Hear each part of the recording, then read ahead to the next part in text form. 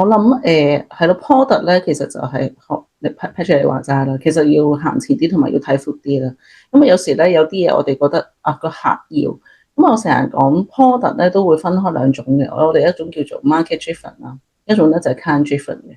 咁間公司好大，譬如我喺匯豐嘅年代啦，我成日都話我哋喺匯豐嘅年代其實做好多嘢咧都係 client driven 嘅。咁啊好多時因為個 client base 大嘅。咁個客要求嘅，我哋就跟客嘅要求睇下我哋可唔可以做到，或者 work 唔 work 去做。咁呢個係好深入嘅討論，我哋可以同阿 Patrick 開一個新嘅 topic 去講。咁但係最緊要嗰 part 其實係 market driven。當去到某啲公司，佢其實要去打開個市場嘅時候咧，佢哋好多時做 product 都係 market driven。就正正頭先 Patrick 講啦，其實就真係要有個 knowledge，我要睇翻個 market 其實需要啲乜嘢，我就要 develop 啲乜嘢。譬如澳洲可能有啲特性嘅，譬如假設咁公司本身做開南亞、東南亞嘅，咁東南亞嘅特色同埋澳洲特色可以截然不同嘅。咁到時我哋究竟開唔開一個新嘅澳洲 market 咧？其實就係一個 product 要睇嘅嘢。咁呢個其實就係一路以嚟我哋 financial executive 級點解做咁多 education？因為 finance 咧有時大家揸住份基金嘅報表好似好簡單，但其實背後我哋做嘅嘢非常之複雜。咁之前有聽過我同阿 Nelson 嘅 channel、澳洲嘅 channel 嘅話咧，都知道我哋有講過基金價格啦、NAV 啦。咁亦都有聽過我有提及過 AI。其實 AI 咧就對我哋嘅 industry 咧就好大嘅 challenge 啦，可以話亦都好大嘅 opportunities。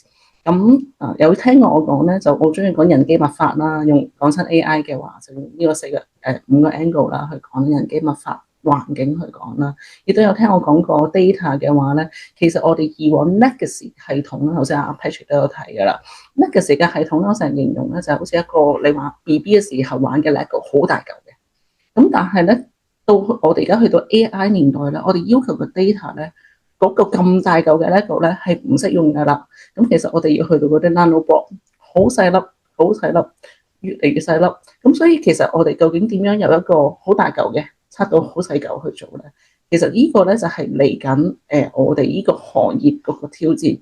咁我想聽下 Patrick，咁你係一個 change management 嘅專家，你點樣睇 AI 咧？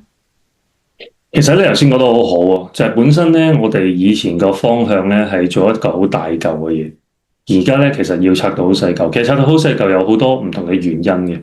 其實我覺得最主要嘅原因咧就係即係其中一 part 啦，就係關於可以我哋 time to market 快啲。因為拆得越細嘅話，咁我哋就更加容易去改啦，或者容易去加。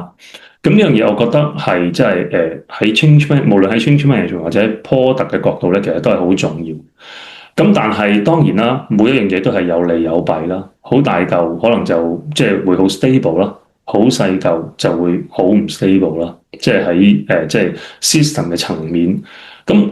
我覺得咧 AI 咧其實真係好有用，因為其實喺即係當年我喺即係匯豐嘅時候咧，其實咧我哋都投資咗好多咧去做個 test automation，因為好似頭先咁講啦，我拆得越細嘅話，其實咧出問題嘅機會就越嚟越大。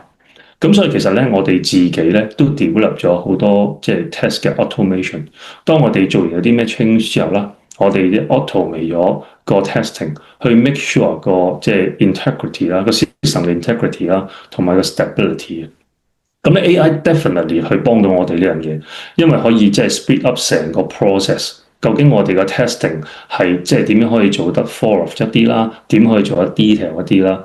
咁老實講，永遠咧都係唔夠嘅，都係 80-20 rules 嘅啫。我哋做即係我哋可以用 AI 去 base on 我哋啲 use case 啦，同埋 test case 啦，去 develop 一啲即係最 minimal set of。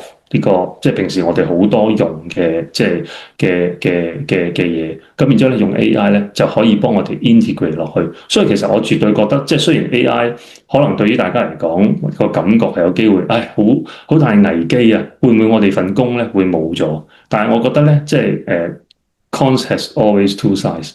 我哋可以諗下，究竟點樣去 leverage 到 AI 去幫助我哋，去令到呢件事做得更加好。我哋要好適當咁去運用佢，而幫到我哋，而唔係即係好似係驚嘅。因為始終呢個世界即係呢個世界不斷 evolving 啦，啲科技又不斷即係創新啦。我哋點去 leverage 到佢，去幫助到我哋嘅工作，或者幫助到我哋 industry 呢樣嘢係非常之重要。